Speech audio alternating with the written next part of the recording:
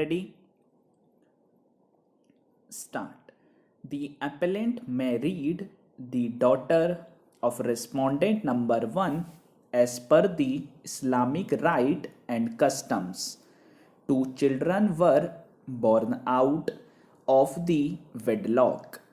Appellant's wife died after 13 years of marriage and within a year he married again. Respondent number 1 maternal grandfather.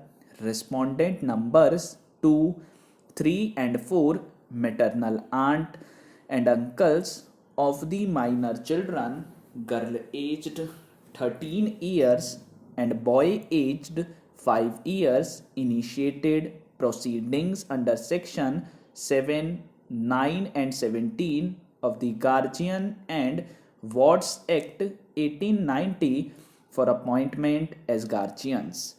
They also filed application under section 12 of the Act praying for interim protection of the persons and properties of the minor children and also for an injunction restraining the appellant from interfering or disturbing the custody of the minor children.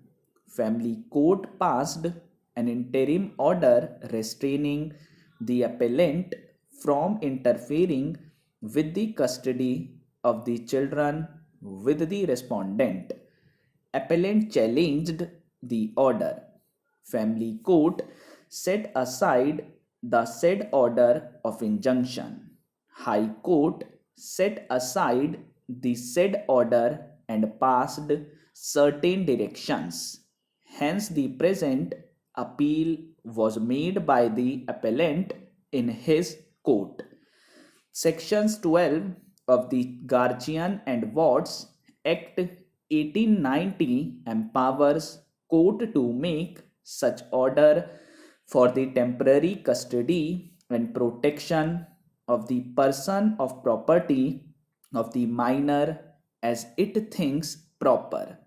In matters of custody, welfare of the children is the sole and single yardstick by which the court shall assess the comparative welfare of the children is the sole and single yardstick by which the court shall assess the comparative merit of the parties contesting for custody. Therefore, while deciding the question of interim custody, the court must be guided by the welfare of the children, since it empowers the court to make any order as it deems proper. With regard to guardianship, the prima facie case lies in favor of the father as under section 19 of the Act, unless the father is not fit to be a guardian. The court has no jurisdiction to appoint another guardian. Respondents, despite the voluminous allegations leveled against the appellant, have not been able to prove that he is not fit to take care of the minor children, nor has the family court or the high court found him. However, the question of custody is different from the question of guardianship.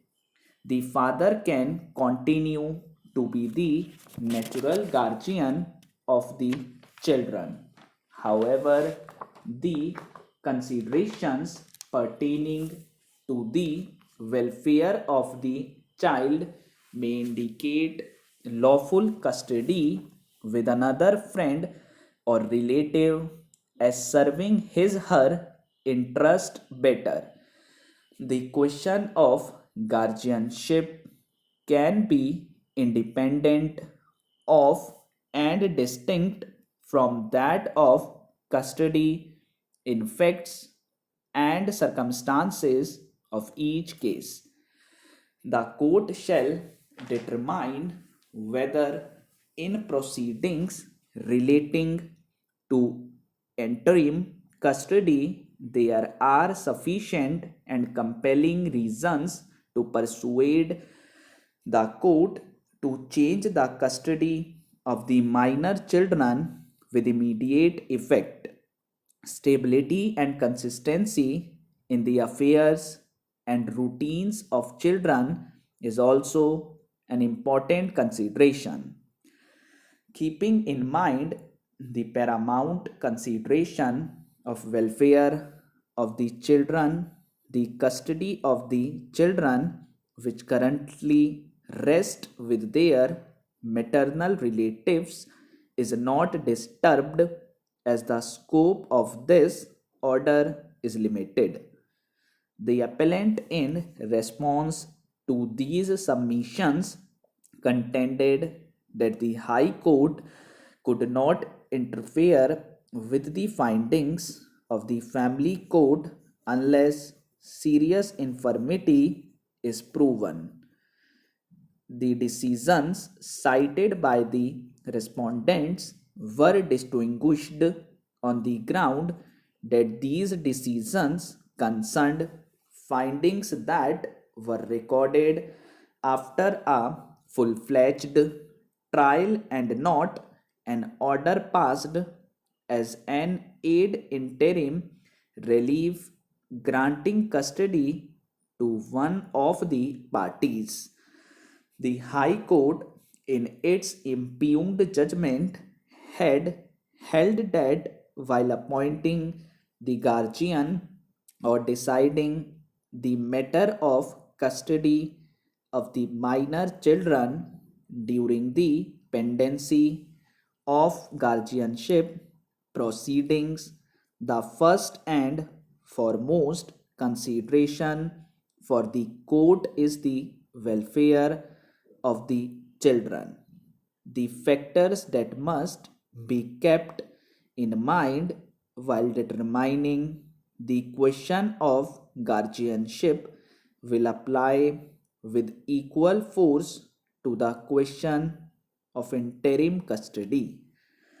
It was observed that the family court should have dwelled a little deeper into the matter and ascertained where the interest of the children lay, instead of recording abstract findings, questions of prima facie case, balance of convenience, and irreparable injury. The terms on which the appellant and his deceased wife were the manner in which the respondents obtained the custody of the children are questions that should be determined during the course of trial. Though when the children's father is not unfit, otherwise he shall be the natural guardian, a child cannot be forced to stay with her father. According to the High Court, merely because the father has love and affection for his children and he is not unfit to take care of the children, the welfare of children cannot be granted.